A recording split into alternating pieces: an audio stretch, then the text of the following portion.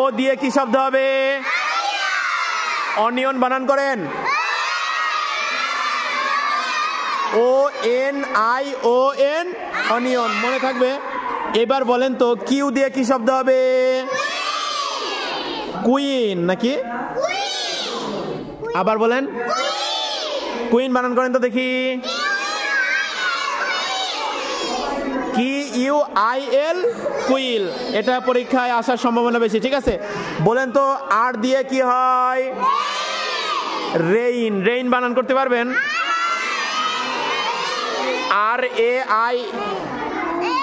A I N, rain, মনে থাকবে। এরপরে বলেন তো দেখি টি দিয়ে কি শব্দ হয়?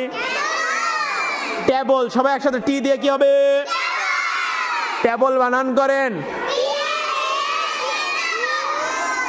টি A B L E, table. এরপরে শব্দ আছে ডাব্লিউ। ডাব্লিউ দিয়ে কি হয় বলেন তো দেখি। এ সাকিব বে কি করে? হপ, সোজা বসো। বলেন ডাব্লিউ দিয়ে কি হবে? ওয়ে বানান করেন। ডাব্লিউ এ ওয়াই, ওয়ে, ঠিক আছে? মনে থাকবে তো?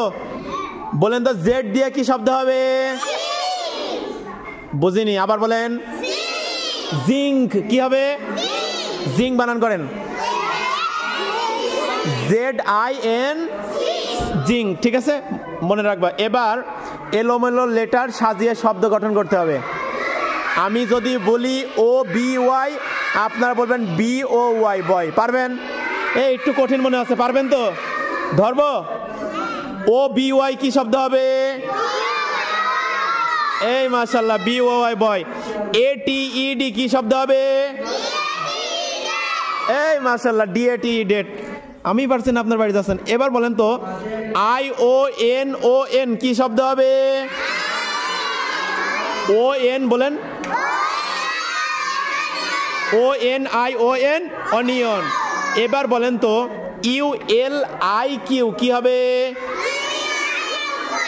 Q U I L, queen.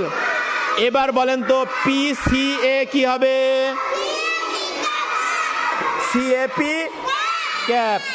এরপরে বলেন তো এন আর এ আই কি হবে? রেইন বানান করেন। মাশাআল্লাহ। এ এম ওয়াই কি হবে শব্দ?